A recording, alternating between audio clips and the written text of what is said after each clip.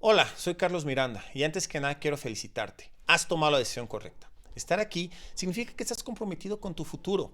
Esto nos motiva a seguir invirtiendo en este tipo de eventos, los cuales estamos seguros te darán nuevas perspectivas.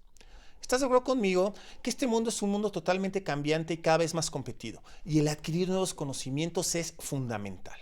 Gracias por confiar en nosotros y darnos la oportunidad de que descubras lo que Grupo ILSI puede aportar para tu crecimiento.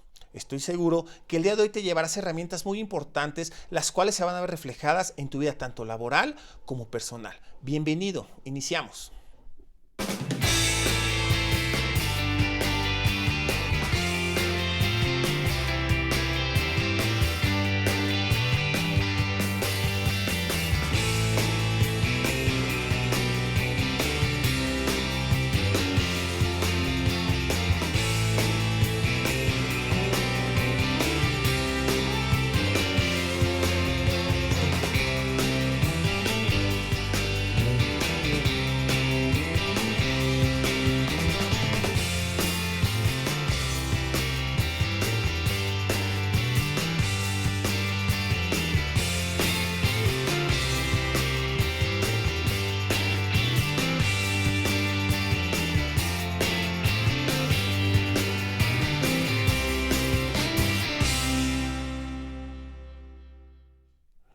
Quiero platicarte un poquito acerca de Grupo ILSI.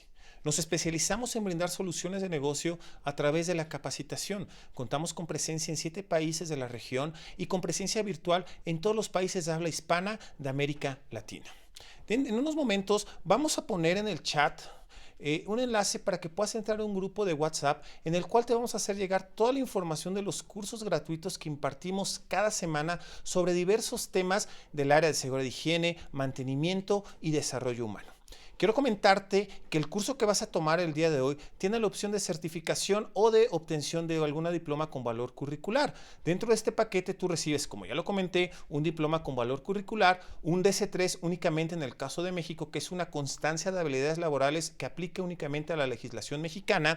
También te vamos a estar acompañando durante 15 días en la resolución de dudas sobre el tema específico del curso que tomaste, además de otro tipo de cursos totalmente gratuitos y la presentación de este curso. Quiero platicarte acerca de la inversión que tienes que hacer para acceder a este paquete de certificación. Ese paquete de certificación tiene un precio normal de $45 americanos, pero por haber asistido el día de hoy pagarás únicamente $25. Puedes efectuar tu pago de diversas formas, a través de depósito bancario, transferencia, PayPal, Clip y Mercado Pago. Quiero invitarte entonces a que accedas a este paquete y te ves todos estos beneficios, los cuales estamos seguros te serán de gran utilidad. Pues vamos a dar inicio entonces formal a el curso del día de hoy y nos vemos al terminar. Muchísimas gracias.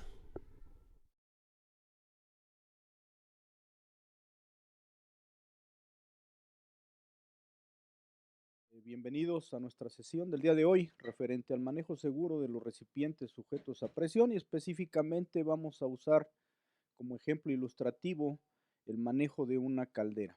Bueno, es importante que nosotros como gente que estamos dentro de la industria o que pensamos ingresar a laborar en la industria, sepamos que dentro de ellas existen recipientes que tienen condiciones diferentes a la presión atmosférica, a la temperatura ambiente.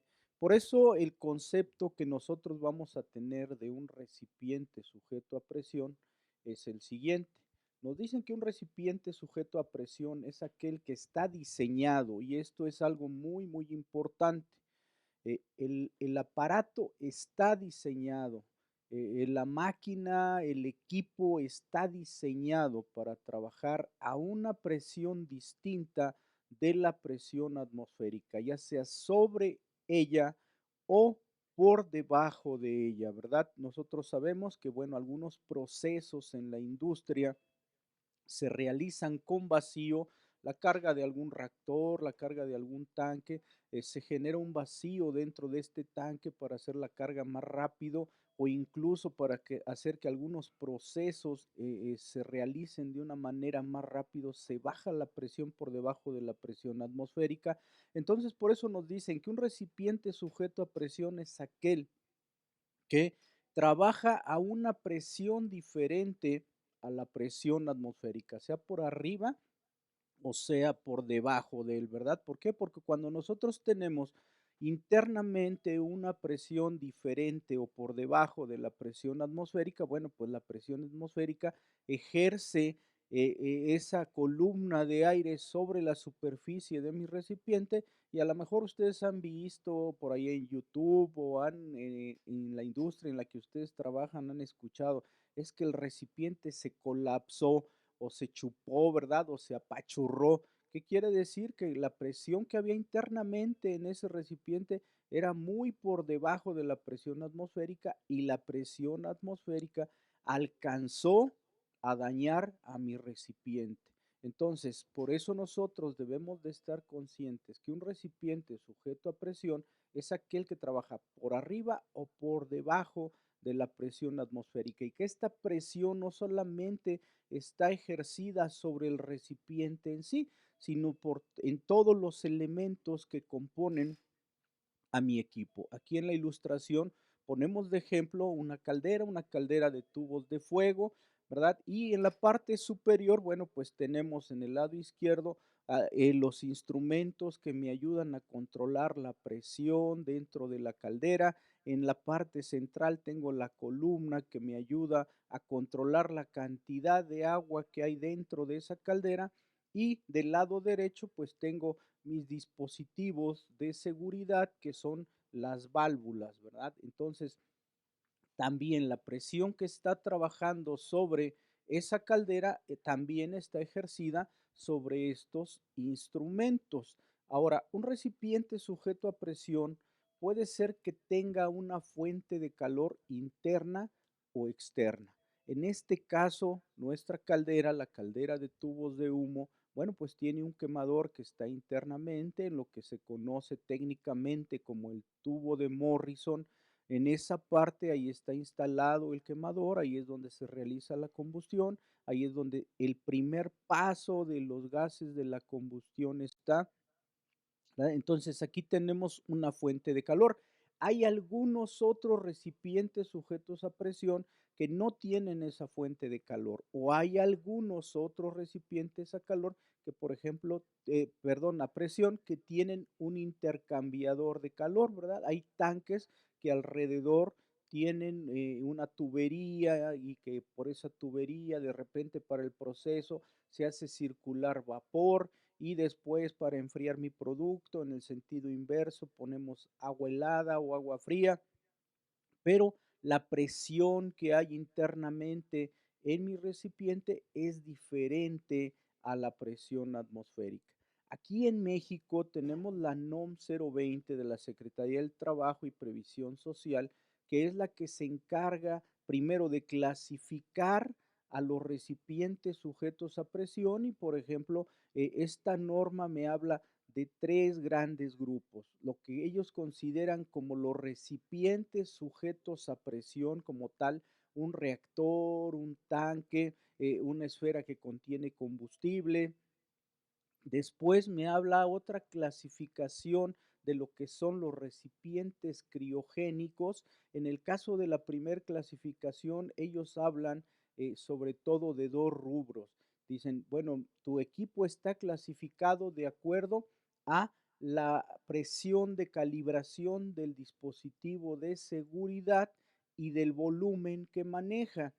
También en el caso de los recipientes criogénicos, los que están almacenando, los que contienen sustancias que trabajan a temperaturas de -10 grados centígrados, el nitrógeno, por ejemplo, ¿sí? En ese caso ellos los clasifican de acuerdo a el volumen que tienen estos recipientes. Y por último, la tercer clasificación la tenemos en las calderas o generadores de vapor. Entonces, en este caso, la Secretaría del Trabajo en la NOM 020 clasifica las calderas o generadores de vapor de acuerdo primero a la presión de calibración de mi dispositivo de seguridad y a la capacidad térmica que tiene cada una de las calderas. Entonces, así es como aquí en México, quizás haya personas que estén en otros países en este momento. Yo quiero imaginarme que también en cada uno de ellos hay una entidad que se encarga de dar estas certificaciones a los recipientes sujetos a presión y que tienen clasificaciones similares. Entonces, decíamos aquí, así es como clasificamos y vemos que dentro de ellas, bueno, pues está el hecho de que una caldera está considerada como un recipiente sujeto a presión. Ahora, aquí hay algo bien importante. Para que nosotros demos una operación segura a un recipiente sujeto a presión, tenemos que considerar ciertas características de este. Pero aquí hay algo muy importante. Para que yo pueda operar un recipiente sujeto a presión, sea llámese reactor, llámese un tanque pulmón de aire comprimido, algún filtro secador, una caldera o algún otro recipiente sujeto a presión que tengamos dentro de la industria, es importante que nosotros conozcamos las medidas de seguridad y bueno, la principal o la más importante para nosotros como seres humanos es que nosotros usemos el equipo de protección personal adecuado. ¿Sí? Por ejemplo, en el caso de la caldera, yo me estoy enfrentando a un recipiente sujeto a presión que lo que está haciendo es generar vapor de agua. Vapor que, por ejemplo, si yo estoy trabajando alrededor de los 7, 8 kilogramos sobre centímetro cuadrado, la temperatura del agua y del vapor está alrededor de los 170, 180 grados centígrados. Entonces estoy hablando que es un fluido peligroso, primero por la temperatura a la que se encuentra y segundo por la presión a la que estamos manejando. Entonces, por ejemplo, si yo todavía tengo equipos, que todavía es la mayoría de ellos, yo tengo equipos donde las purgas las tengo que hacer manualmente, pues obviamente yo debo de usar guantes, ¿verdad? ¿Por qué? Porque tengo que ir y manipular válvulas, abrirlas lentamente. ¿Por qué? Porque el vapor a esa presión y a esa temperatura va a tener más o menos una velocidad de salida de alrededor de 700, 800 metros por segundo. Entonces, por eso nosotros podemos ver en nuestras instalaciones que cuando vamos a purgar una caldera, bueno, de repente si no lo hacemos con el cuidado adecuado, a veces hasta las tapas de los cárcamos donde están ubicadas esas purgas se levantan por la presión o cuando nosotros abrimos válvulas para dar paso al vapor a los procesos, las tuberías, ¿verdad? Dentro de las tuberías se empiezan a oír ruidos, así como si alguien anduviera golpeando por dentro la tubería, que eso es lo que conocemos como golpe de ariete, que incluso a veces llega hasta arrancar válvulas, arrancar tuberías por la velocidad a la que va es el vapor en esos momentos. Entonces, por eso es muy importante que nosotros cumplamos con las medidas de seguridad adecuadas cuando estamos manipulando un recipiente sujeto a presión. Y obviamente, bueno, pues de acuerdo a las reglas de seguridad de cada una de nuestras empresas, pues es el equipo de protección personal, pero el equipo de protección personal básico de una persona que opera un recipiente sujeto a presión o que mantiene un recipiente sujeto a presión, pues sabemos que es el casco, la protección para la cabeza, las gafas o pantalla facial o mascarilla, como ustedes le llamen, ¿verdad? Nuestros tapones auditivos, porque el ruido también puede ser severo cuando nosotros vamos y purgamos, por ejemplo, el compresor o vamos y purgamos el tanque pulmón de aire, pues el ruido es muy alto, entonces necesitamos nuestra protección auditiva, obviamente nuestra ropa adecuada de trabajo, nuestros zapatos de seguridad y los guantes, que sería el equipo de protección personal básico de una persona que está manipulando un recipiente sujeto a presión. En el caso de la caldera, nosotros sabemos que debemos de dar tratamiento químico de repente o debemos de hacer algunos análisis químicos al agua con la que estamos alimentando la caldera. Por lo tanto, pues también necesitamos a veces protección respiratoria, necesitamos guantes no para trabajos mecánicos, sino necesitamos guantes para productos químicos, por ejemplo, de nitrilo, ¿sí? Entonces, todo eso nosotros lo debemos de considerar como parte básica de la operación. Por eso decíamos, operación segura de un recipiente sujeto a presión. Y la seguridad comienza por ahí, porque nosotros usemos todo el equipo de protección personal que nos dicta cada una de nuestras organizaciones o de nuestras empresas y lo usemos de una forma adecuada. También las reglas de operación de un recipiente sujeto a presión demandan que la persona que va a operar, que va a mantener o que va a administrar incluso un recipiente sujeto a presión, deba tener conocimiento de algunos términos y de algunos requisitos que se nos piden. No importa si estoy en México, en Guatemala, en Colombia, en Argentina, en España, todo esto es general, ¿verdad? Y son conocimientos que toda persona que manipule un recipiente sujeto a presión debe tener. Y por ejemplo, el caso, debemos de conocer lo que es la energía, ¿verdad? Y la energía, nosotros sabemos que la energía es la capacidad que tienen los cuerpos de realizar un trabajo.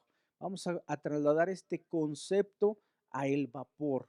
¿El vapor qué hace? Bueno, pues normalmente nosotros lo generamos en la caldera, lo transmitimos por medio de tuberías y entonces entra a realizar transferencias de calor, por ejemplo, en el caso de mezcladores, donde yo primero necesito calentar la sustancia para a lo mejor bajar la viscosidad, poder mezclarla adecuadamente. Entonces, ¿qué está haciendo el vapor ahí? Pues lo que está haciendo es realizando un trabajo con la energía térmica que él lleva. Deja ese calor en el producto y entonces regresa a mi caldera, bueno, no directamente a la caldera, sino muchas veces a un tanque de condensado.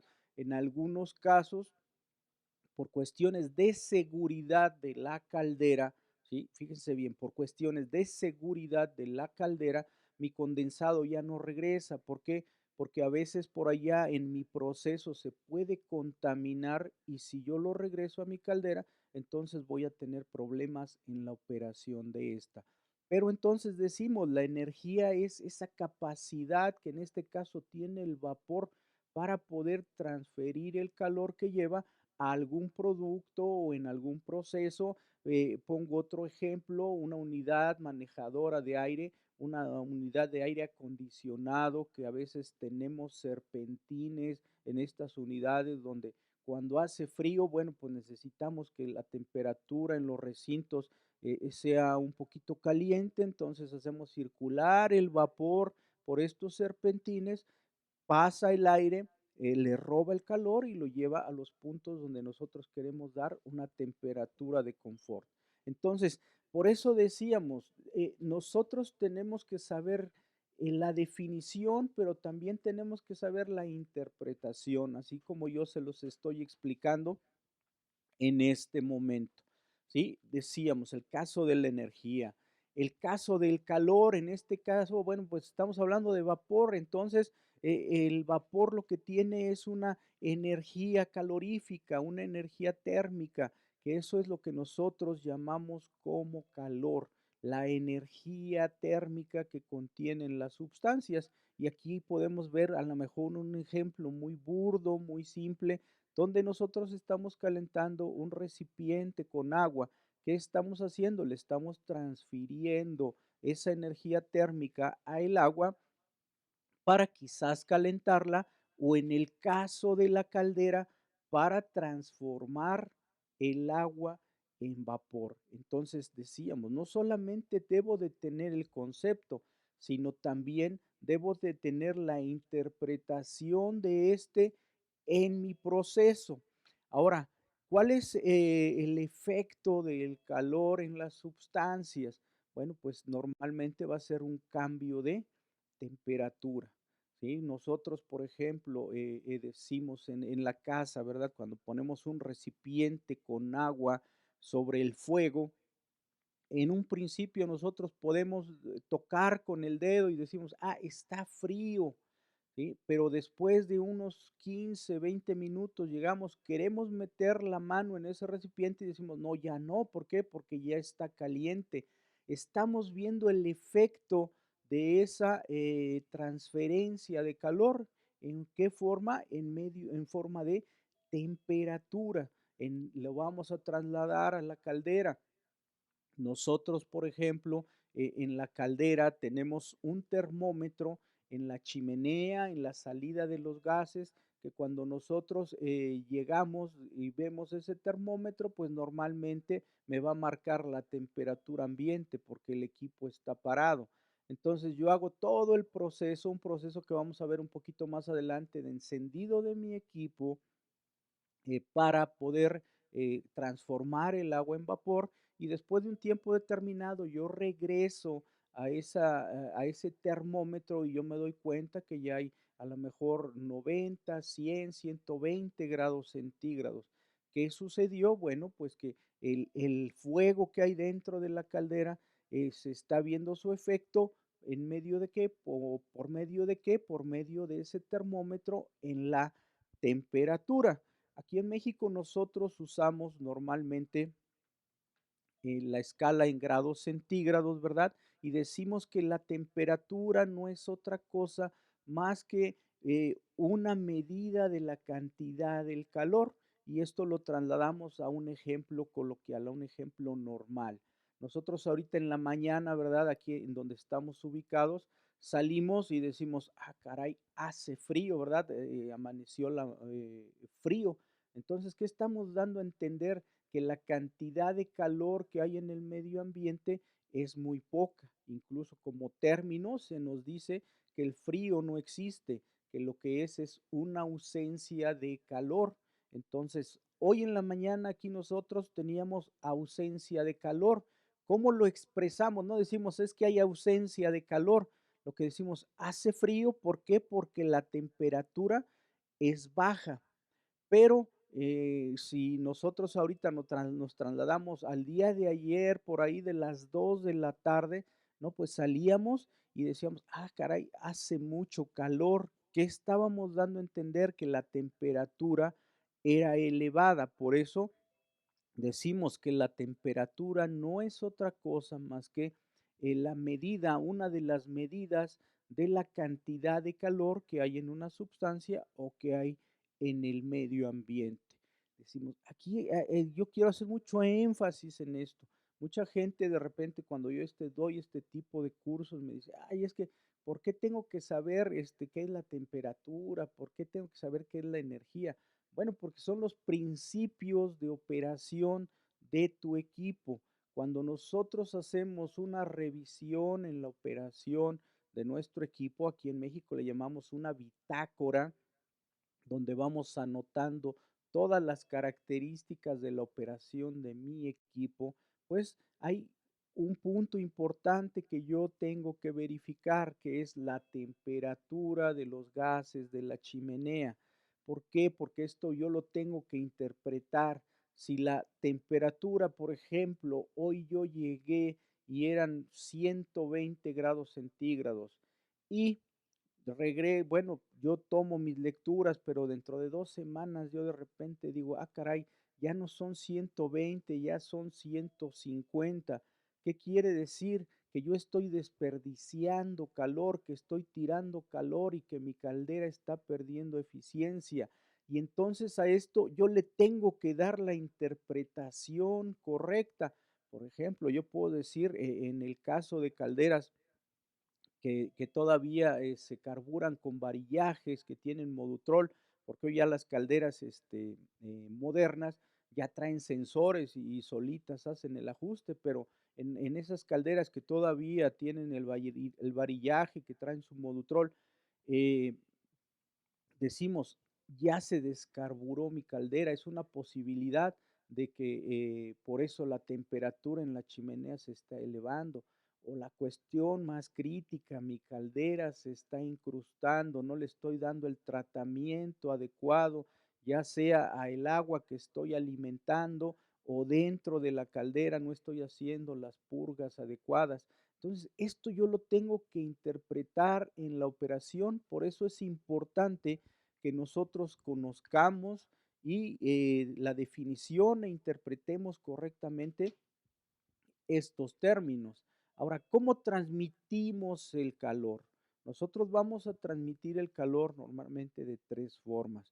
Lo que es la conducción, esto es, yo caliento un metal en un extremo y de repente de estarlo calentando tanto tiempo ya se calentó en el extremo expuesto. A eso yo le llamo conducción. La convección, donde yo voy a usar el entorno para que esto me ayude a trasladar el calor a otros puntos. Y por último, la radiación. La radiación donde yo uso el aire para que me ayude a transmitir el calor. Y aquí hay un ejemplo, ¿verdad? Muy claro. De repente nosotros en la estufa, en la parte donde guisamos o calentamos el agua en el hogar, de repente está el quemador prendido. Sí, y nada más con el solo hecho de acercarnos, decimos, ah, caray, está caliente, ¿verdad? Ya ni siquiera lo tocamos. ¿Por qué? Porque está irradiando ese calor. Entonces, nosotros el calor lo vamos a poder transmitir de estas tres formas. Ahora, dentro de mi equipo de la caldera específicamente, nosotros vamos a tener lo que conocemos como calor sensible. ¿Qué es el calor sensible? El calor que se siente, el calor que va a provocar un cambio de temperatura en el agua en este caso. Yo alimento el agua, por ejemplo, en la caldera a 70 grados centígrados, que es la temperatura a la que normalmente yo debo de ingresar el agua a la caldera, a 70 grados centígrados. Pero ya dijimos en un principio, el vapor y el agua dentro de la caldera ya se encuentran más o menos a 170, 180 grados centígrados y estamos trabajando alrededor de los 7 u 8 kilogramos sobre centímetro cuadrado. ¿Qué provocó ese cambio de temperatura? Lo que nosotros conocemos como calor sensible, el calor que se siente. Después de que mi agua llega a la temperatura a la cual va a evaporar a la presión que se encuentra mi equipo, no quiere decir que yo voy a apagar la caldera, ¿verdad? No, sino yo voy a mantener el quemador prendido, a lo mejor haciendo una modulación, dando más o menos calor dependiendo la demanda que yo tenga en los procesos, pero a ese calor que lo que va a hacer ya no es calentar el agua, sino ahora transformar el agua de líquido a vapor, nosotros lo vamos a conocer como calor latente. Este calor nosotros ya no lo vamos a poder medir en base a una temperatura. El agua ya no va a cambiar de temperatura, sino simplemente se va a mantener a esa temperatura de evaporación para que nosotros nos mantengamos generando vapor y poder proveer a nuestros procesos.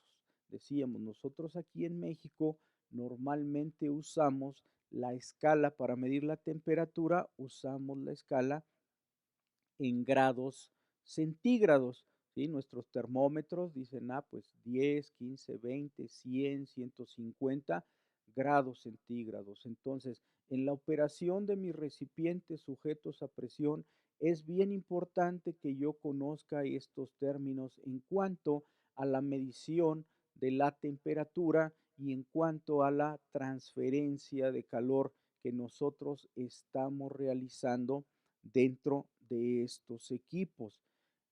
Voy a poner un ejemplo, ¿verdad? ¿Por qué tenemos que controlar la temperatura y la transferencia de calor dentro de la caldera?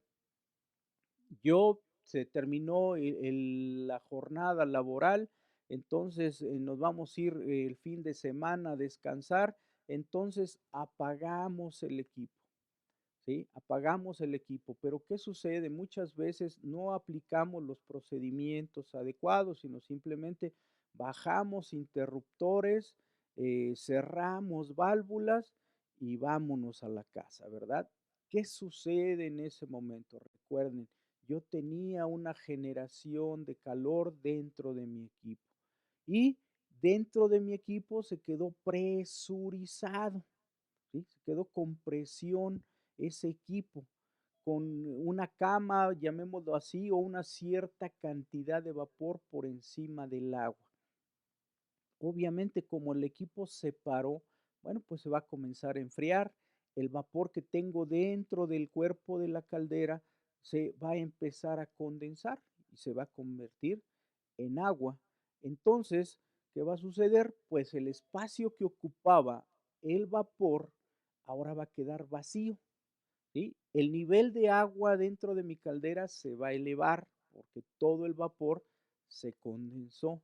Entonces, el lunes que llegue yo a mi operación, pues tengo que hacer inspecciones, ¿verdad? Y voy a ver que el nivel dentro de mi caldera está alto. Entonces, normalmente, ¿qué hacemos como operadores de calderas? Pues vamos y abrimos la purga de fondo, ¿sí? Pero abrimos la válvula y no sale nada.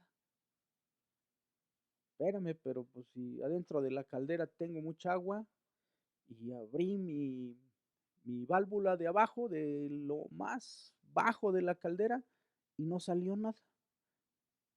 Y entonces hay mucha gente, cuando no interpreta estos conceptos, dice: "Ah, caray, ¿qué pasó, verdad? Pues si tengo mucha agua, ya le abrí y no salió, ¿será que la columna está sucia y me está mintiendo?". Empezamos por ahí a ¿qué sucedió ahí? Bueno, pues que el espacio que tenía el vapor se generó una presión por debajo de la presión atmosférica. Entonces, no va a fluir el agua, no va a salir el agua hasta que yo vaya y abra una válvula que conocemos como válvula de venteo en nuestras calderas, que es una válvula, la válvula más alta que normalmente se encuentra por arriba de la columna de alimentación de agua. Abrimos esa valvulita y luego se escucha cómo se succiona el aire, ¿sí? Entonces, esa presión atmosférica que entra, empuja el agua y entonces sale. Pero miren, yo me he encontrado muchos operadores de calderas que se enfrentan a este problema y por no interpretar correctamente estos conceptos, se tardan mucho tiempo en volver a arrancar la caldera.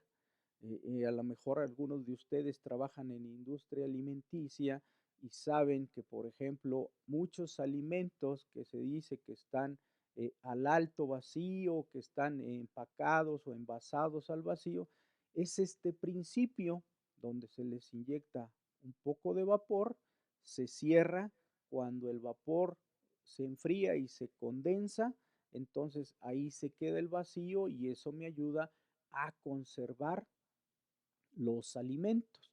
Pero es este principio que en el alimento me da un beneficio que en la caldera, si yo no lo interpreto de una forma adecuada, bueno, pues lo que va a hacer es meterme en problemas. Entonces, por eso sí es bien importante que nosotros mantengamos estos conocimientos, los conozcamos, los refresquemos.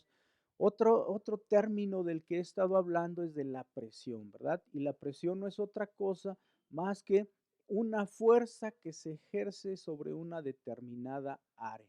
Y yo ahorita acabo de dar un ejemplo. Yo abro la válvula de venteo y entra una cierta cantidad de aire que le va a dar una presión a la superficie del agua y que va a hacer que esa agua salga de mi equipo, ¿verdad? Entonces, eso es la presión, una fuerza que se ejerce sobre una área.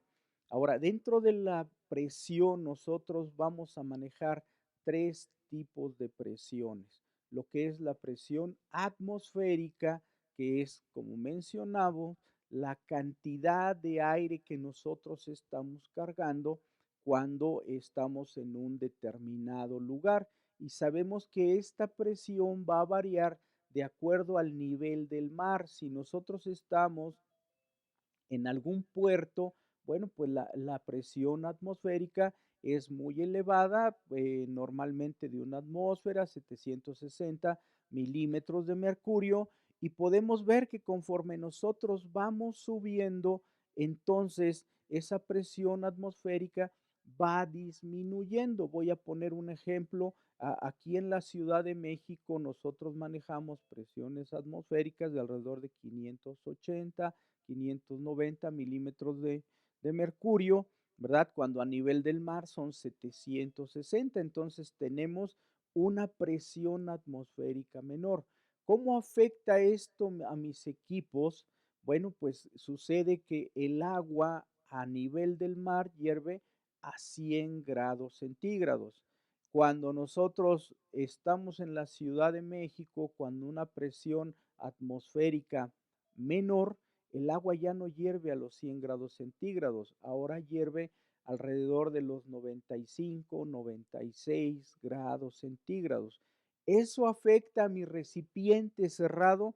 Sí, porque recuerden que dentro de este recipiente hay una combustión donde yo estoy dando aire del medio ambiente junto con el combustible y una chispa, se genera ese fuego para que haya la transferencia de calor, pero estoy tomando aire del medio ambiente, por lo tanto la presión atmosférica afecta la operación de mis equipos. Por eso cuando nosotros vamos a adquirir un equipo o vamos a instalar un equipo, es importante que digamos dónde va a estar trabajando. Muchas ocasiones aquí me ha tocado que nos dicen, bueno, vamos a trasladar una caldera de la Ciudad de México a Toluca. Toluca es un lugar aquí en México muy alto, ¿sí? Del nivel del mar es muy alto. Perdón, con referencia al nivel del mar es muy alto. Entonces se lleva la caldera, se instala allá y cuando se empieza a probar dicen, pero pues es que allá en México, así como normalmente hablamos aquí, allá en México estaba funcionando bien. Sí, pero aquí se cambiaron las condiciones de operación. Entonces, la presión atmosférica debemos de tener mucho cuidado en especificar en qué punto va a estar instalado nuestro equipo. Después tenemos dentro de los recipientes sujetos a presión lo que conocemos como la presión manométrica, que es la presión que nosotros medimos con un instrumento llamado manómetro y que está por arriba de la presión atmosférica. Ya después nosotros, cuando tenemos la suma de la presión atmosférica más la presión manométrica, entonces tenemos la presión absoluta. ¿Qué es la presión absoluta? Decíamos, es la suma de la presión atmosférica más la presión manométrica. Y aquí nosotros debemos de tener cuidado porque muchas tablas de referencia en cuanto a la saturación del agua vienen en presiones absolutas, ¿sí? En presiones absolutas. Incluso muchos manómetros dicen PSI-A, libras sobre pulgada cuadrada absolutas, que quiere decir que ese manómetro no solamente me está midiendo la presión atmosférica, sino me está midiendo, perdón, no solamente la presión manométrica, sino también me está midiendo la presión atmosférica. Por eso de repente dicen, oye, cambié el manómetro y fíjate que antes marcaba 6 kilos y ahora me está marcando 6.7. Dice que el equipo cambió. No, lo que pasa es que tú cambiaste el manómetro y no te diste cuenta que el anterior solamente medía presiones eh, manométricas y que el que acabas de poner lee presiones absolutas. Entonces, por eso sí es importante que nosotros reconozcamos estas definiciones. Aquí tenemos el ejemplo de una tablita, ¿verdad? De conversiones. A veces para no meternos en tanto problema decimos, bueno, pues 1 kilogramo sobre centímetro cuadrado es igual a un bar, es igual a una atmósfera, igual a 14.2 libras sobre pulgada cuadrada. ¿Por qué? Porque por ahí hay algunas, que si el 0.98 es igual, a 1. Entonces, esos puntitos decimales a veces, podemos, omitirlos y decir, bueno, 1 kilogramo sobre centímetro cuadrado es igual a una atmósfera, es igual a un bar, ¿sí? Entonces, ya si nosotros queremos ser muy exactos en cuanto a la operación de nuestros, sistemas, pues ya nos vamos a estas tablitas de conversiones, donde, bueno, pues hoy con la tecnología, podemos bajar estas tablitas de cualquier, bueno, de algunas páginas de Internet. Ahora, también nosotros como operadores de equipos o de recipientes sujetos a presión, tenemos que conocer el término de lo que es la presión de calibración. Cuando hablamos de presiones de calibración, estamos hablando de nuestros dispositivos de seguridad o de nuestros dispositivos de control de la operación. Si nosotros estamos hablando de los dispositivos de seguridad, de las válvulas de seguridad, de las válvulas de alivio, de los discos de ruptura, entonces nosotros debemos de conocer que, bueno, esto está definido por los códigos, por código ASME normalmente, ¿verdad? Que es el que se encarga del diseño, de las características de un recipiente sujeto a presión. Y ellos nos dicen que, por ejemplo, la presión de calibración debe de ser por arriba de la presión de operación y debe de quedar por ahí dentro de la presión de operación y de la presión de prueba de nuestros equipos. Esto es a los cuales fueron testeados o probados cuando fueron diseñados. Nosotros decíamos, vamos a tener dentro de nuestros recipientes sujetos a presión válvulas de seguridad y válvulas de alivio. ¿Qué diferencia hay entre una válvula de seguridad y una válvula de alivio? Las dos cumplen la misma función. Tienen que desalojar alguna sobrepresión que se presente en mi equipo. Pero la diferencia es que la válvula de seguridad la vamos a usar en gases o vapor y las válvulas de alivio las vamos a usar en los líquidos. Entonces, también como gente que nos dedicamos a operar, mantener o administrar nuestras válvulas, nuestros equipos, tenemos que saber esa diferencia. Obviamente, hay recipientes que contienen sustancias peligrosas, sustancias químicas. Aquí en México tenemos un sistema armonizado de acuerdo a la NOM 018, un sistema armonizado de identificación de riesgos en sustancias peligrosas, donde usamos pictogramas como los que vemos ahí en la ilustración. Eh, eh, Hasta hace poco nosotros también utilizábamos el rombo de NFPA, ese rombo donde tiene un rombo azul, uno rojo, uno amarillo, uno blanco. Se cambió el sistema de identificación de riesgos a pictogramas como estos, aunque no quiere decir que no usemos el rombo de seguridad, porque recuerden, ese rombo, bueno, pues es internacional, es de NFPA, ¿verdad? Entonces también lo seguimos usando, pero normalmente nuestros recipientes sujetos a presión aquí en México ya están identificados los riesgos de las sustancias que estamos trabajando de acuerdo a este sistema armonizado y nosotros como responsables de la operación, del mantenimiento, la administración, también debemos de conocer todos estos pictogramas, toda esta simbología, toda esta forma de identificación de las sustancias que estamos trabajando. Hay algo muy importante dentro de los recipientes sujetos a presión, la revisión. Y periódicamente, nosotros sabemos, tenemos planes de mantenimiento, planes de revisión, donde se nos dice mensualmente tú vas a inspeccionar esto, semestralmente esto otro, anualmente esto otro. Pero aquí lo importante es que estas revisiones los haga gente que conoce el diseño, que conoce la operación de nuestros recipientes. Y esto es importante porque en las auditorías, tanto de operación como de mantenimiento, se revisan que se hayan realizado todas estas revisiones. También hay una condición de riesgo dentro de nuestros equipos. Aquí pongo el ejemplo, si ustedes observan, es un tubo que ya está lleno, está incrustado de sal. Esto pone en riesgo la operación de mi equipo. ¿Por qué? Porque ya no va a haber la transferencia de calor adecuada en el proceso. Entonces, eso va a poner en riesgo la operación de mi equipo. Y voy a poner otro ejemplo. Tengo una columna que me controla el nivel de agua dentro de mi caldera.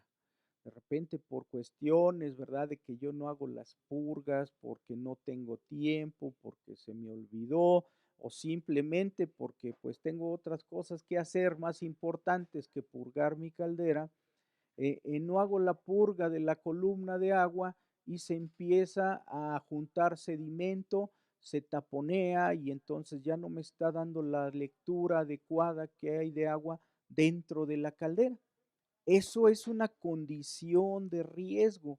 ¿Por qué? Porque si mi caldera se llega a quedar sin agua, no va a actuar la protección, ¿sí? Y entonces, pues puede suceder que la caldera explote. Mucha gente me dice, es que las calderas es difícil que exploten. Sí, es difícil que exploten, pero sí explotan, ¿sí? Y cuando explotan, pues generan muchos daños. La temperatura de operación, pues no es otra cosa más que la temperatura a la cual está operando mi equipo. Y decíamos, en nuestros registros es importante que nosotros vayamos anotando todos estos datos porque esto muchas veces me va a ayudar a diagnosticar si mi equipo está trabajando de una forma adecuada o ya no lo está haciendo y qué es lo que debo de hacer para corregir esta situación. El registro, decíamos aquí en México, ya no es obligatorio por parte de la Secretaría del Trabajo llevar una bitácora. ¿Sí? Antes, hace algunos años, cuando uno iba a dar de alta un recipiente sujeto a presión, en esta secretaría se nos vendían unas libretas así grandotas, unos cuadernos donde nosotros teníamos que ir anotando todas las condiciones de operación de mis recipientes sujetos a presión. Hoy esas bitácoras no existen. Yo en una hoja de Excel puedo ir anotando todas las condiciones de operación de mis equipos. Sí debo de hacerlo, no tanto porque me lo requiera alguna autoridad, sino porque recuerden, esto es la primer barrera que yo voy a tener para empezar a diagnosticar la buena o mala operación de los equipos. Y yo espero que no suceda, ¿verdad? Como muchas veces que de repente llegamos a hacer alguna inspección y pedimos la bitácora y la bitácora pues está llena con la misma color de pluma, con la misma letra, ¿verdad?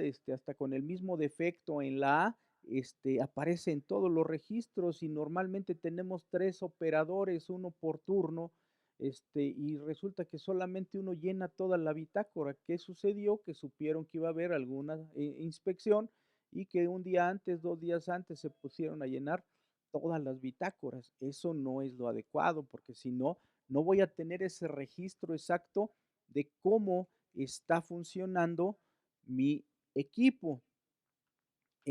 Todos los recipientes sujetos a presión deben de tener certificados de fabricación, ¿sí? En los recipientes sujetos a presión, ¿quién nos da estos certificados? Bueno, pues el código ASME, ¿sí? Ellos son los que se encargan de hacer todas las pruebas y los diseños, los requerimientos que tienen los recipientes sujetos a presión. Entonces, cuando yo tengo un recipiente sujeto a presión, pues debo de tener algo así como el acta de nacimiento de donde vienen todos sus datos, cómo se llama, cuál es su presión máxima de operación, ¿verdad? Cuáles son los límites de ruptura.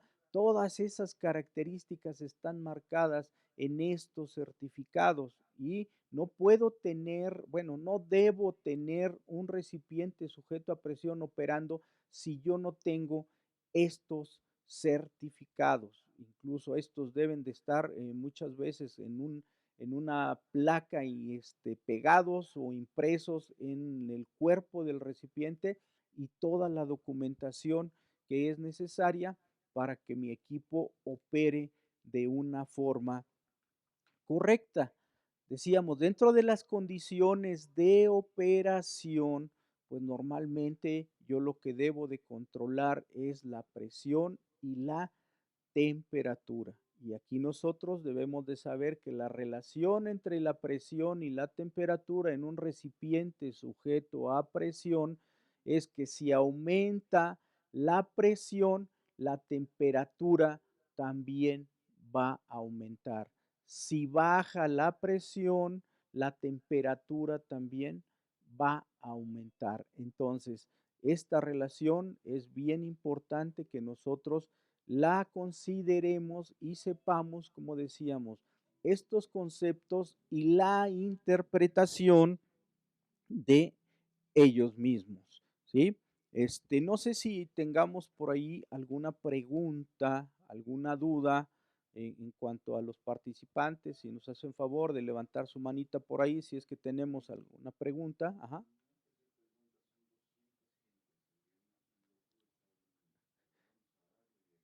Oh, ok.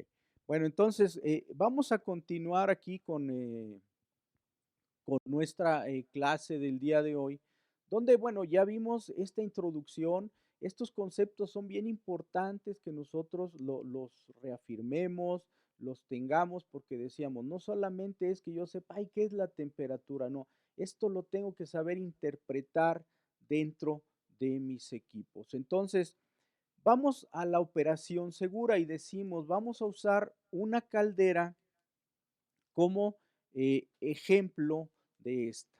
Entonces, la operación de un recipiente sujeto a presión. Dentro de la operación de este recipiente sujeto a presión, ¿verdad? Es que nosotros sigamos paso a paso los procedimientos adecuados.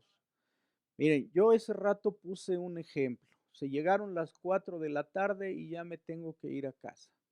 Entonces, ¿qué hago? Bajo interruptores y la gente que ha operado calderas de cierta capacidad, grandes, no me va a dejar mentir.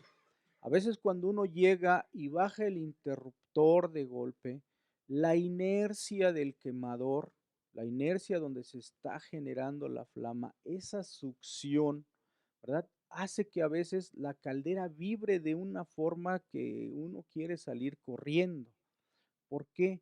Porque no estamos siguiendo los procedimientos adecuados para parar el equipo. Y recuerden que estamos hablando de equipos que están operando a condiciones diferentes de las condiciones atmosféricas. Por lo tanto, son equipos de alto riesgo. Entonces, la operación es que nosotros sigamos paso a paso los procedimientos, tanto de operación como de mantenimiento, como de inspección de estos recipientes. Yo mencionaba hace un rato una de las operaciones que tenemos que hacer a diario dentro de la operación de una caldera, que son las purgas. ¿Sí? Ya ahí dependiendo de la calidad del agua, de los estudios que se hacen del agua del interior de la caldera, ya se nos dice, bueno, pues la vas a purgar cada 8 horas o la vas a purgar cada 12 horas o diario, ya ahí depende de la calidad que nosotros tengamos de agua dentro de la caldera, pero de repente nosotros no usamos, decíamos, los procedimientos adecuados. O cuando nosotros vamos a dar el paso ya, porque ya el proceso de encendido ya lo hicimos y vamos a abrir la válvula para que el vapor pueda circular hacia los procesos igual. Si no lo hacemos de una manera adecuada, podemos provocar daños tanto a la caldera como a las instalaciones, como a los seres humanos, ¿sí? Entonces, por eso dice, la operación es el seguimiento adecuado de los procedimientos de operación, mantenimiento inspección de nuestros recipientes sujetos a presión. Hoy en día todos nuestros recipientes sujetos a presión deben de tener por lo menos 4 procedimientos. El procedimiento de arranque y paro, el procedimiento de mantenimiento, el procedimiento de inspección y el procedimiento de atención a emergencias. Ahora, en este último procedimiento la gente se traslada y dice, es que, ¿qué debo de hacer si explota? Pues si lo más probable es que si estás por ahí cerquita, ya no vayas a hacer nada porque te vas a morir. Cuando yo hablo de procedimiento de atención a emergencias, estoy hablando de, por ejemplo, si alguien pasa y el operador no se encuentra y la caldera tiene una alarma prendida, ¿qué debo de hacer? ¿Sí? ¿A quién debo de avisar? Yo no puedo meterme al cuarto de energías o de calderas y apagar la caldera porque no sé en realidad qué es lo que está pasando. A eso nos referimos cuando hablamos de procedimientos de atención a emergencias y también nosotros como operadores de calderas o de recipientes sujetos a presión tenemos que saber cómo se disparan los elementos de seguridad, las válvulas de seguridad o las válvulas de alivio dentro de nuestros recipientes. Tenemos que conocer esos procedimientos. Por ejemplo, aquí en México llega el inspector de la Secretaría del Trabajo y dice, a ver, ¿quién es el operador de calderas? No, pues esta persona, te empieza a hacer ciertos cuestionamientos y después él tiene la facultad de decir, a ver, vamos a disparar la válvula de seguridad. Entonces, tú como operador debes saber qué es lo que vas a manipular para poder disparar la válvula de seguridad en operación, no con la mano, sino en operación. Entonces, también nosotros debemos de conocer estos procedimientos. ¿Qué es una caldera? Pues una caldera no es otra cosa más que un equipo que nos ayuda por medio de una fuente de calor a transformar el agua de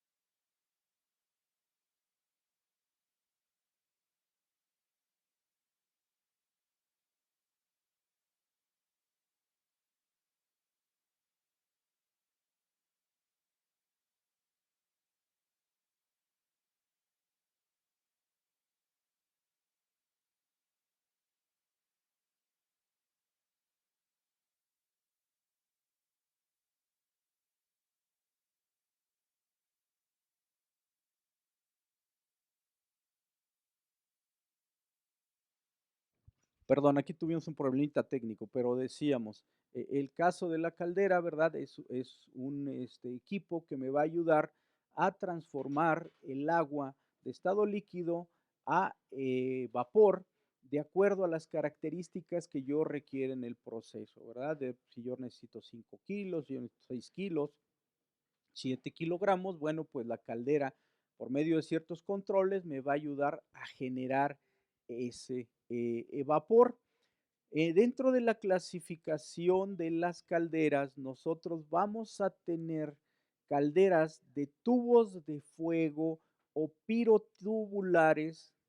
¿Por qué se llaman así? Porque los gases de la combustión circulan por dentro de los tubos. Ahorita vamos a ver una ilustración donde vamos a ver un poquito más a detalle cómo está internamente esta caldera. Y también tenemos calderas de tubos de agua o acuatubulares. En estas calderas, lo que circula por dentro de los tubos es el agua que nosotros vamos a transformar. Y en el caso de las calderas acuatubulares, hay de muchos tipos, ¿verdad? Hay calderas que son de tubos curvos, hay calderas que son de un solo tubo que va enrollado en espiral y el agua entra por arriba y el quemador está en la parte de abajo, entonces los vapores de la combustión van en contraflujo de lo que es el flujo del agua, por ahí el serpentín que es de un solo tubo, a una cierta distancia reduce el diámetro y fuera de esa caldera se encuentra un separador de vapor. Estoy hablando específicamente por una marca, la marca Clayton, que a lo mejor muchos de ustedes conocen, ¿verdad? Tiene su serpentín y luego en la parte de afuera tiene un separador de humedad y luego ya de ahí se va a la línea el vapor que estamos generando. ¿Sí? Entonces, en cuanto a las calderas acuatubulares, tenemos de diferentes tipos. Ahí en la ilustración podemos ver una caldera muy grande o una caldera muy pequeñita. Entonces, sí es importante que nosotros sepamos que no importa el tipo de caldera que tengamos, los principios de operación de las calderas son similares en cada una de ellas. Aquí tenemos el caso de una caldera eh, pirotubular o de tubos de fuego, que son las más comunes. No quiero decir que sean las únicas, son las más comunes.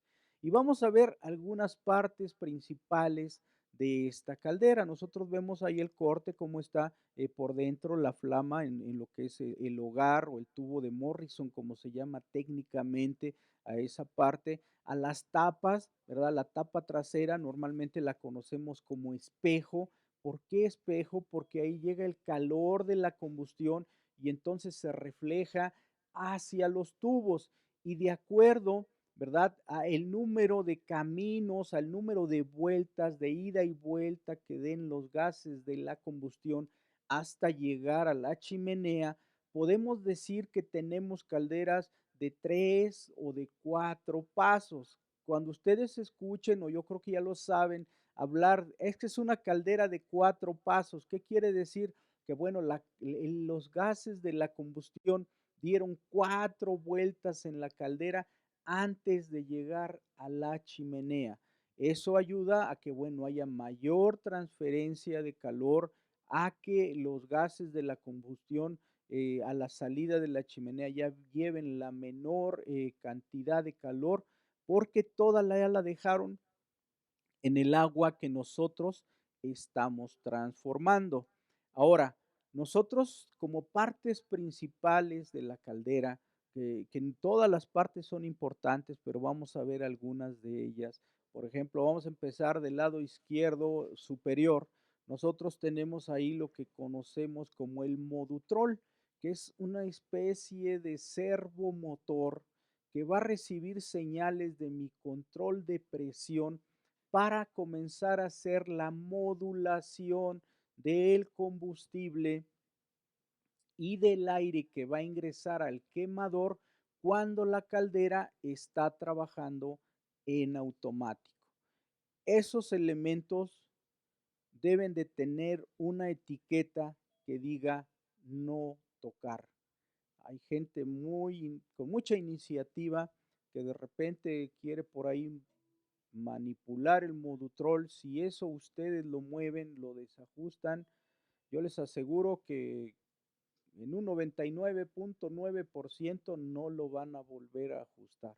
Entonces, modutrol me ayuda a modular la caldera cuando está en operación automática, la entrada de aire y combustible cuando la caldera está en automático, ¿verdad? De repente hay más demanda, empieza a subir la cantidad de combustible y de aire, la demanda va bajando, comienza a bajar. ¿De quién recibe la señal? Decíamos, de mis instrumentos de control de presión, que ahorita vamos a ver específicamente de cuál es el que recibe esa señal.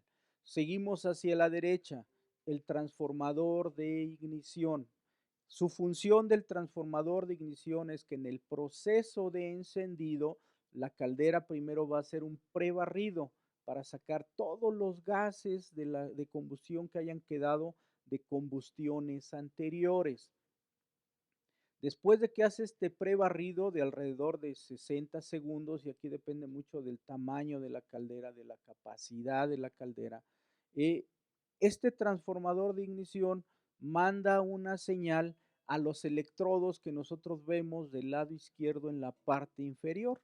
A esos dos electrodos manda una señal eléctrica, se hace una chispita. Este transformador de ignición puede ser de 600, de 1000, de 1200 volts. Normalmente se va a alimentar a 127 volts. En el caso de México, en el caso de otros países, bueno, pues no se manejan 127, se manejan 220, ¿verdad? Entonces, en el caso de México, este transformador de ignición lo alimentamos a 127 volts y, pues como su nombre lo dice, transformador va a elevar la tensión instantáneamente para mandarlo a esos electrodos, que se genere una chispa y entonces abre la válvula del piloto y enciende el pilotito. La ilustración que vemos del lado derecho en la parte superior es la fotocelda. Esa fotocelda, cuando el piloto prende, esa detecta la luz del piloto.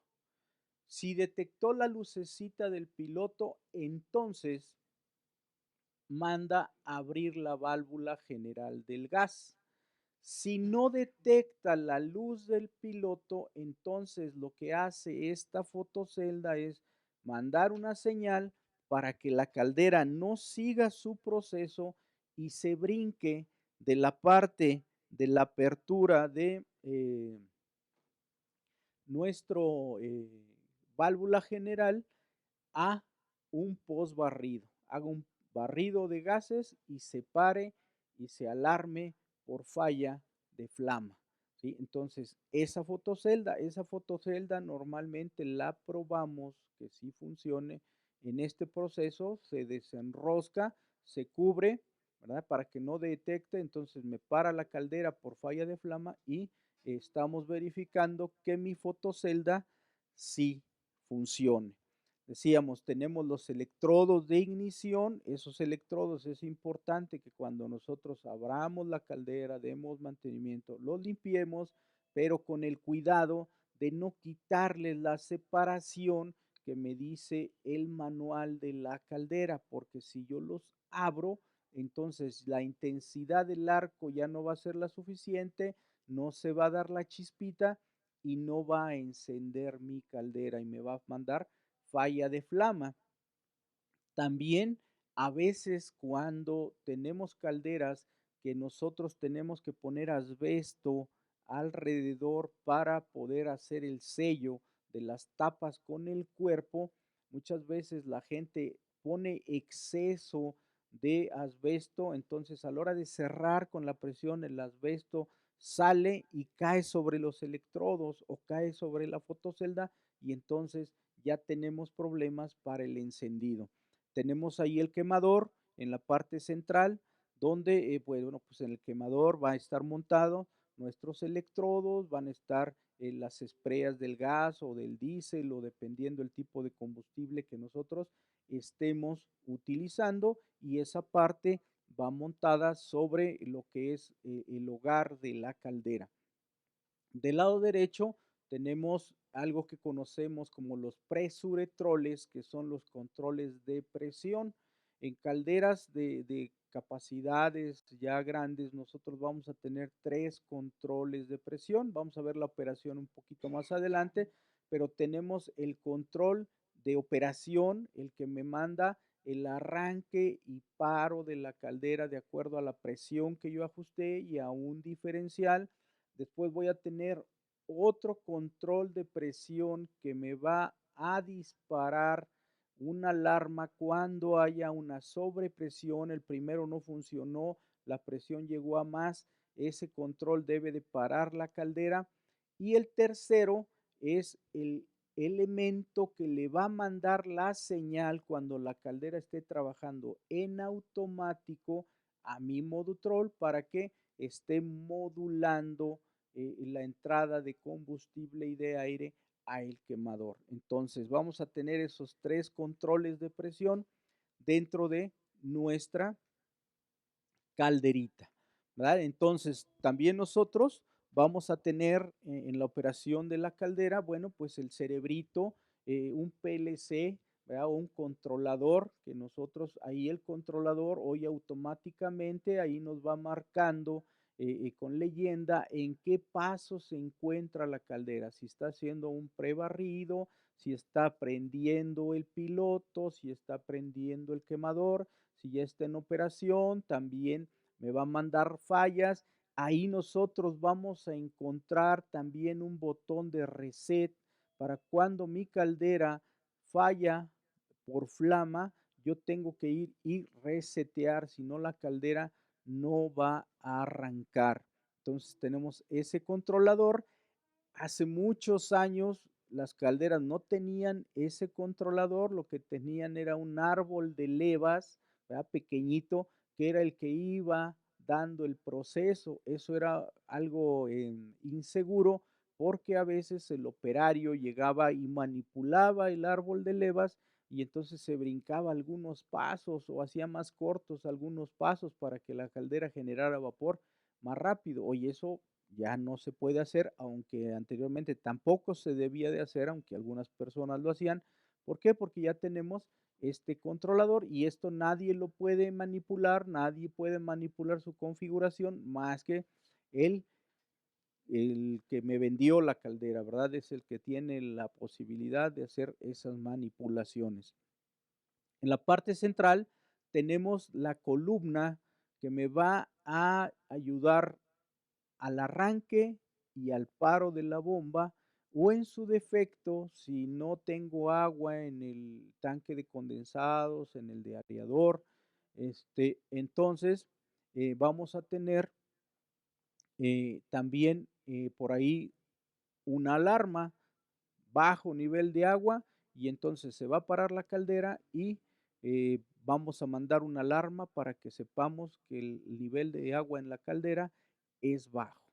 La chimenea, que movemos en el lado derecho, la chimenea que está en la parte superior de la caldera, es la parte por donde van a salir los gases de la combustión. Muchas veces ahí en esa chimenea se montan intercambiadores de calor para aprovechar todavía el calor que llevan los gases y precalentar el agua que nosotros vamos a meter a nuestra caldera o darle algún otro uso a esta agua. Entonces son partes principales que nosotros vamos a tener en nuestras calderas. Decíamos, la columna, debajo de la columna, muchas calderas hoy en día ya no traen esa columna, si lo que traen son sensores de nivel como los que vemos ahí, 3 sensores igual que me van a hacer la misma función, arrancar y parar a la bomba y si el nivel baja mucho, entonces me van a alarmar la caldera y la van a parar.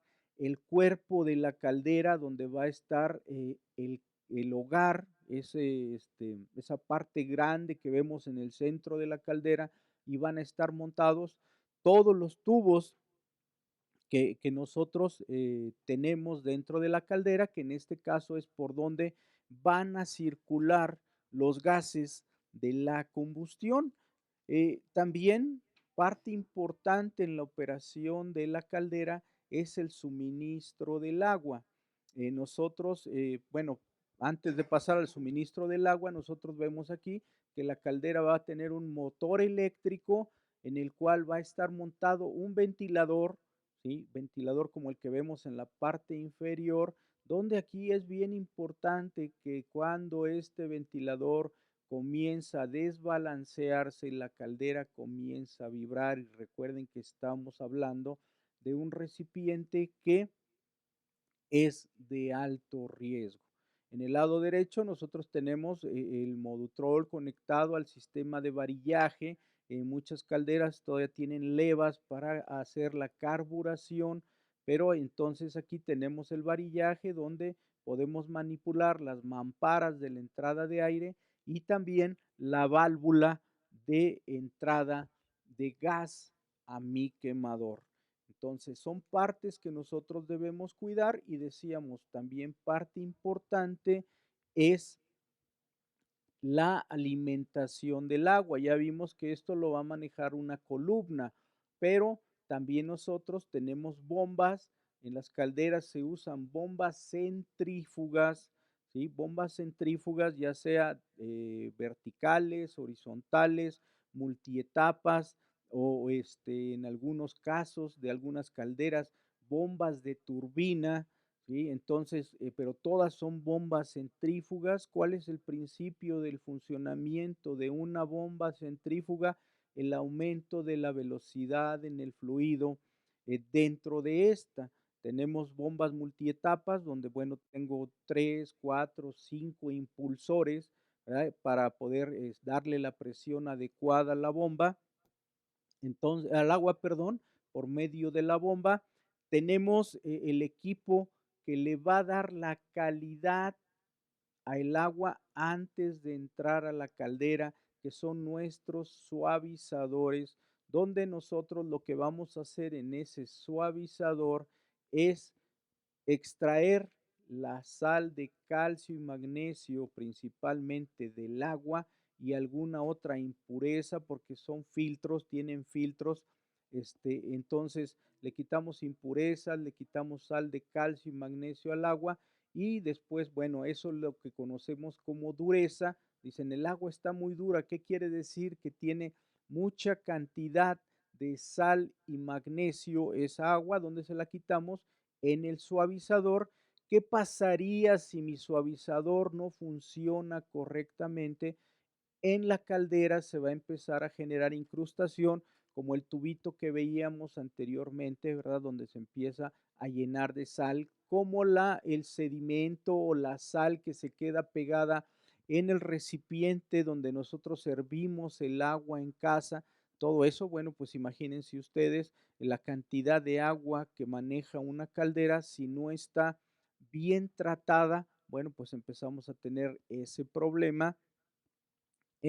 Estos suavizadores deben de llevar un proceso de regeneración. Decíamos, el suavizador lo que hace es quitarle la sal de calcio y magnesio y le da otro tipo de sal, normalmente de sodio, al agua. La sal de sodio, cuando entra a la caldera, ¿verdad? Es una sal pesada, y con ciertos tratamientos químicos lo que hacemos es que se vaya al fondo, y por eso necesitamos hacer las purgas de fondo en nuestra caldera. Pero decíamos, ¿qué pasa en mi suavizador? Bueno, si mi suavizador se satura, pues lo que se hace es, se tiene un tanque con agua con sal, ¿sí?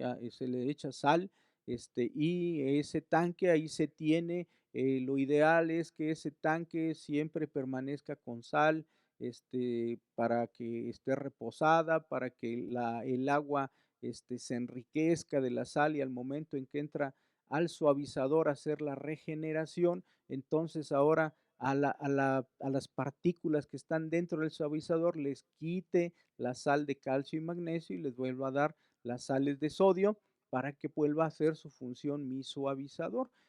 Anteriormente eso había que hacerlo manualmente con una válvula que se encontraba, una válvula de posiciones, que si vamos a enjuagar, que si vamos a regenerar, que si vamos a retrolavar. ¿Sí? En la actualidad, bueno, pues ya tienen programadores donde pues cada determinado tiempo hace ese proceso automáticamente, aunque yo como responsable de la operación de la caldera siempre debo de estar supervisando que la calidad del agua que yo voy a suministrar sea la adecuada, porque recuerden, el agua que debe de entrar a la caldera tiene que entrar a una temperatura aproximada de 70 grados centígrados. En muchas plantas se tienen los tanques, perdón, de condensados. Todo el vapor que nosotros mandamos a proceso, tenemos un sistema de trampeo, de trampas de condensado. Pueden ser trampas mecánicas de flotador, pueden ser trampas termoestáticas, termodinámicas, ¿verdad? Pero tenemos un sistema de trampeo donde ese condensado me lo van a regresar a mi tanque de condensados. Yo mencionaba hace unos momentos que hay empresas donde no se regresan los condensados por el riesgo que se tiene de que el condensado vaya a venir contaminado y me vaya a dañar la caldera. Pero en muchas de ellas sí se regresa, se aprovecha que el condensado ya viene a cierta temperatura, se mete al tanque de condensado, se almacena y conforme se va necesitando se suministra. En algunas otras plantas se tienen tanques de aeradores, que lo que se hace con este tanque de aerador es que ahí se eliminan todos los gases que no se pueden disolver, ¿sí? Por ejemplo, el oxígeno libre para que no vaya a entrar a la caldera y vaya a empezar un proceso de oxidación y deterioro dentro de ella. Entonces, estas son algunas partes que tiene la caldera, digo, nos faltan algunas otras, pero son partes principales y más o menos cómo viene la operación de cada una de ellas. ¿Verdad? Entonces, ¿por qué es importante esto? Bueno, pues porque nuestra caldera va a seguir un proceso de arranque, ¿sí? Y cuando nosotros vamos a arrancar la caldera, bueno, pues tenemos que hacer una serie de inspecciones antes de llegar y encender la caldera. Yo tengo que verificar, por ejemplo, que tenga agua en el tanque de aerador o en el tanque de condensado. ¿Por qué? Porque si no, yo arranco mi caldera, comienza a hacer el consumo del agua y si no tengo agua para poder suministrar, pues mi caldera simplemente si está funcionando de una forma adecuada, me va a mandar la alarma por falla de bajo nivel de agua y entonces la caldera se va a parar. También tengo que verificar que todas las válvulas se encuentren en la posición que deben de estar. ¿Verdad?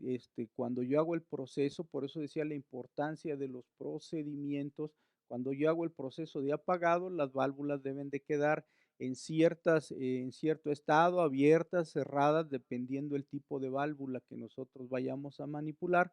Entonces, antes de arrancar la caldera, también tengo que inspeccionar que estas válvulas estén en la posición adecuada.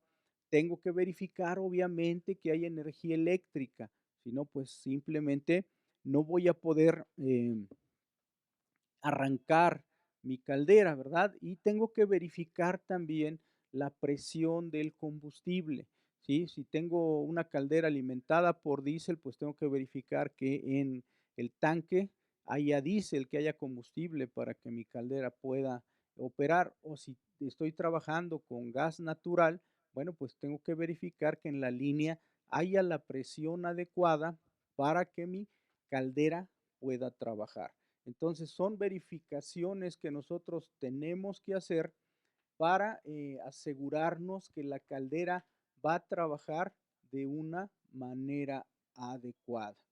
Algo muy importante que nosotros debemos de hacer como operadores cuando vamos a arrancar una caldera es hacer la prueba de la interferencia eléctrica, que normalmente nosotros la vamos a conocer como la prueba de falla de flama.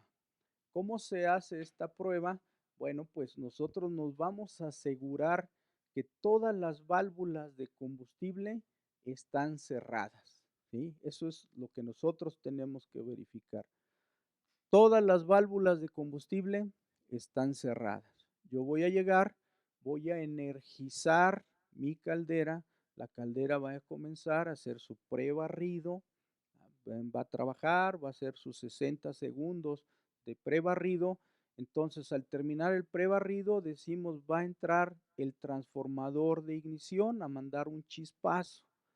En ese momento, también la válvula selenoide del piloto tiene que abrirse, pero como yo tengo las válvulas de combustible cerradas, pues simplemente no va a llegar combustible al quemador. Entonces, en ese momento, la fotocelda no va a detectar luz y va a decirle a la caldera, no hay combustible, no puedes encender. Bueno, yo lo estoy diciendo en mis palabras, ¿verdad? No puedes encender, por lo tanto, vete al proceso de posbarrido. Va a seguir trabajando el motor con el ventilador alrededor de 30 segundos, se va a parar la caldera y se tiene que encender una alarma. Lo ideal es que mis calderas tengan alarmas, algo que se escuche. Muchas veces se ponen torretas con luces y de acuerdo a la luz que se prende es si está fallando por flama o si está fallando por bajo nivel de agua. Pero esas torretas entonces tendríamos que ponerlas en lugares donde la gente pueda visualizar, porque hay empresas donde no tienen directamente un operador de calderas, tienen gente que llega y enciende la caldera y se va a hacer otras actividades y a las 2, 3 horas regresa, ¿verdad? A verificar que esté trabajando bien el equipo. Si en ese lapso sucede algo y no hay una alarma audible, entonces a veces se pasa el proceso y se pueden dar accidentes muy severos. Entonces, decíamos, esa es la prueba que se nos pide que nosotros hagamos antes de arrancar nuestra caldera, ¿verdad? Donde decíamos, vamos a cerrar todas las válvulas del combustible, vamos a encender la caldera normalmente, va a ser su prebarrido, va a llegar al punto donde el transformador de ignición va a hacer la chispa, pero como no hay combustible, no va a encender, la fotocelda no va a detectar luz y va a mandar la señal para que la caldera haga el post barrido y se pare, suene la alarma y esto no lo voy a poder restablecer hasta que yo no resete con el botón que está en el controlador. ¿Sí? Entonces, ¿cuál es el proceso de encendido que sigue la caldera? Ya lo hemos descrito, vamos a verlo pasito a pasito. Primero, bueno, pues hago todas las verificaciones que ya platicamos, llego, subo el interruptor, ¿verdad?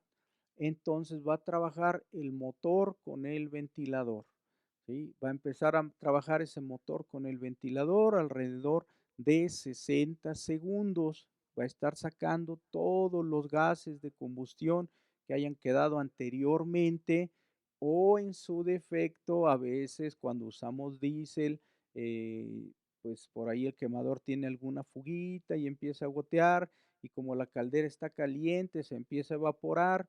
Si no hiciéramos este prebarrido y metemos el chispazo, entonces ese combustible, pum, explota. Aquí en México decimos coloquialmente, es que la caldera hizo un torito.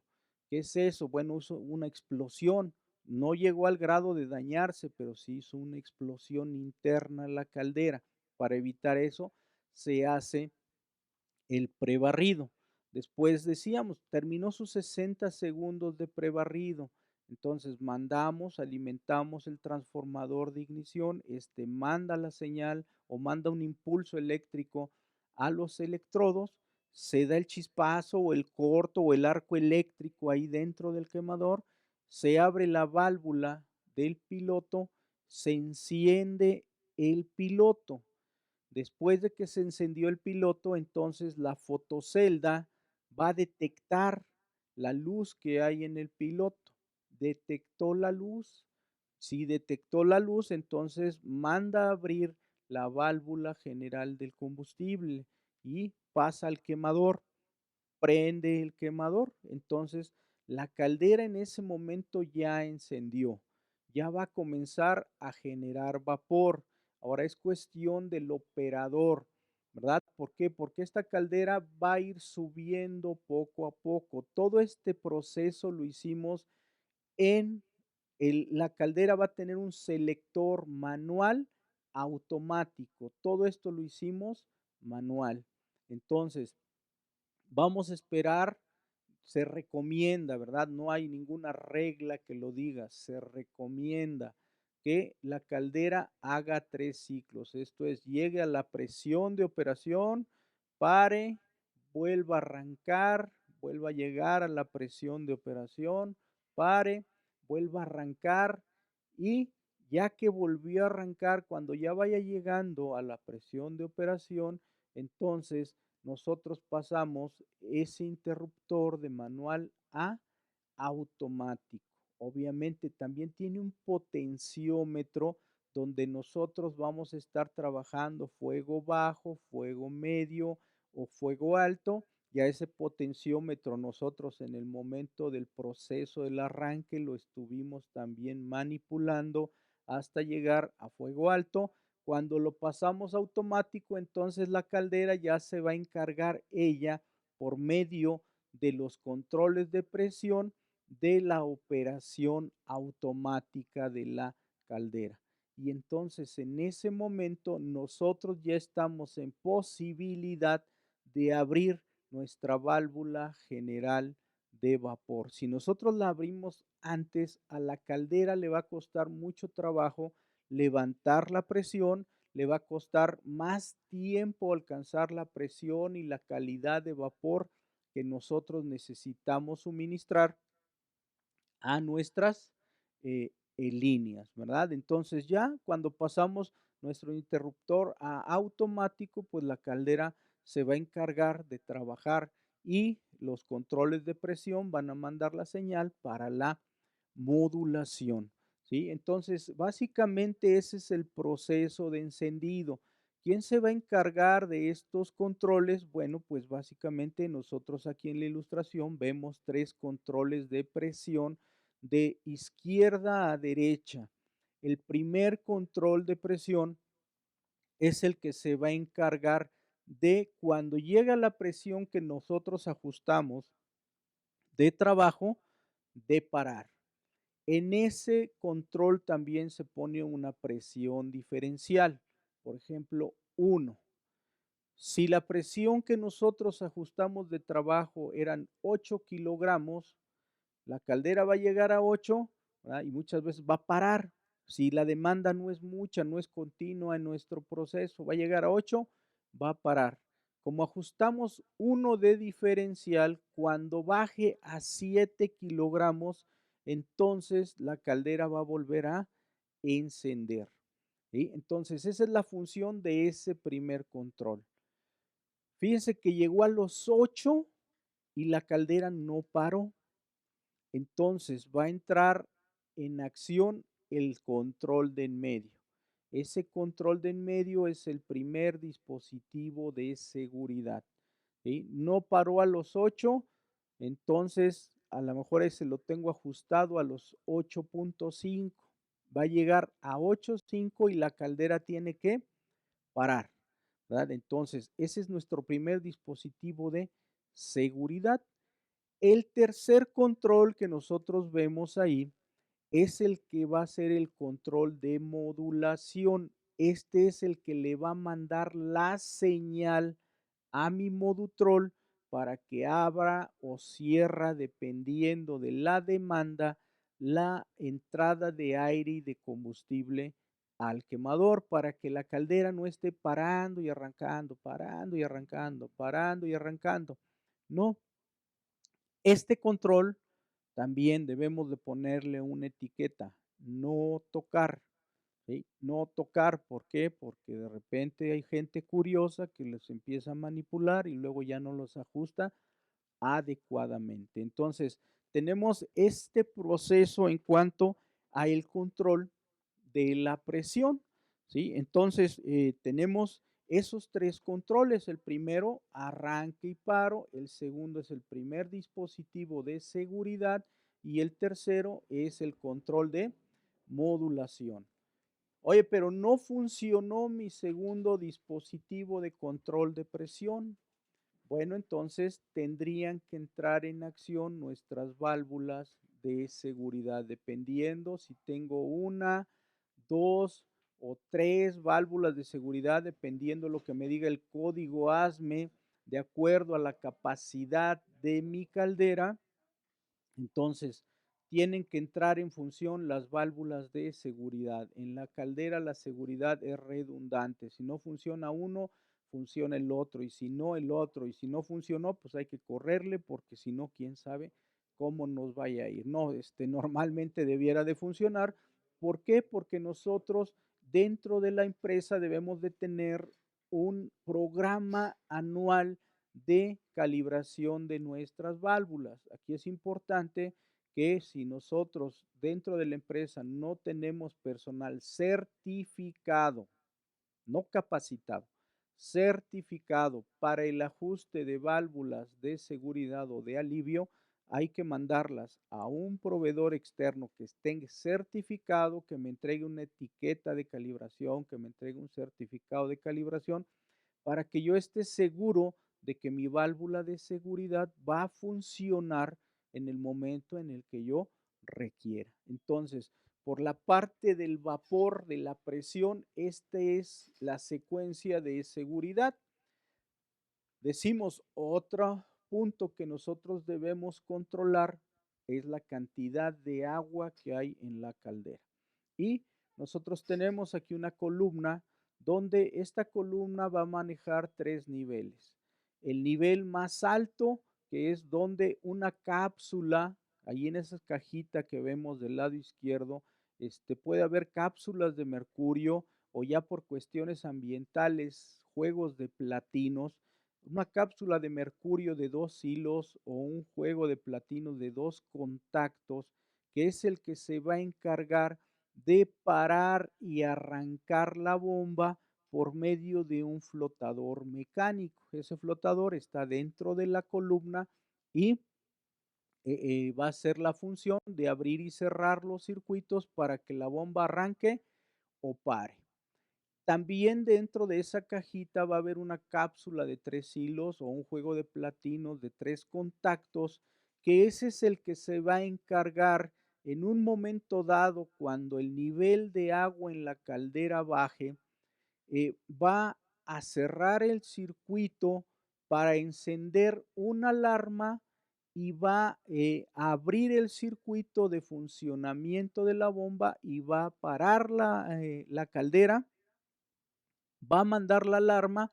Aquí el detalle es que si yo subo el nivel, bueno, pues la caldera va a arrancar automáticamente, porque recuerden, yo la tengo ya en automático, entonces yo repongo el nivel y la caldera arranca automáticamente. Eso puede ser un peligro. Antes de que yo arranque la caldera, tengo que verificar por qué me quedé sin agua.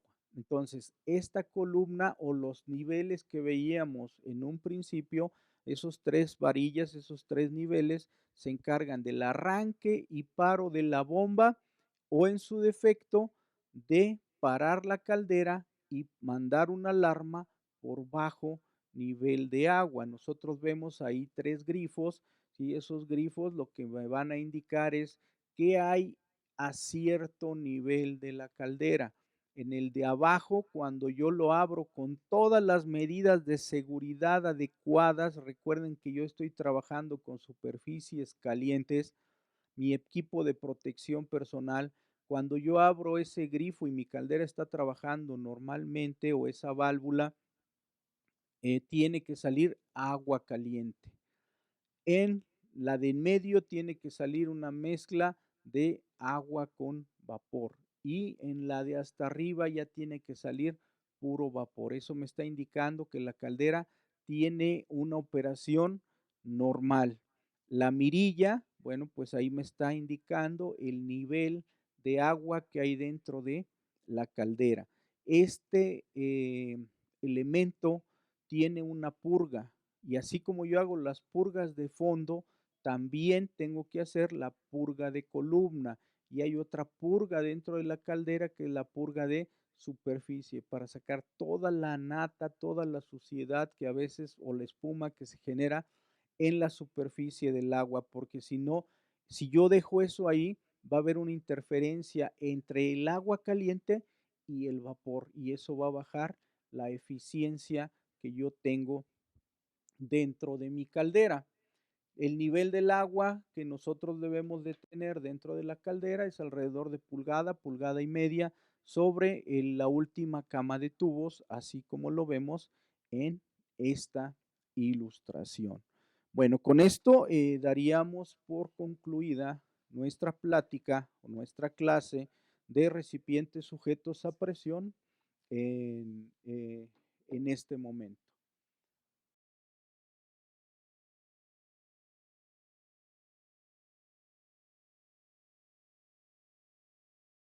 Gracias por acompañarnos a la sesión del día de hoy. Estoy convencido que la información que te estás llevando será sumamente valiosa para tu crecimiento profesional y personal. Quiero invitarte a que visites nuestra página www.ilsi.com.mx para que conozcas todo el abanico de soluciones que podemos ofrecerte, tanto de manera virtual como de manera presencial en tus instalaciones. Recuerda que tú puedes acceder a este paquete de certificación del curso que acabamos de tomar en estos momentos, realizando el pago, el cual se mandará toda la información en el grupo de WhatsApp que acabamos de abrir. Si deseas obtener este reconocimiento, recuerda que el tiempo es limitado, tienes un par de días para poder acceder a estos descuentos. Muchísimas gracias por acompañarnos y nos vemos pronto.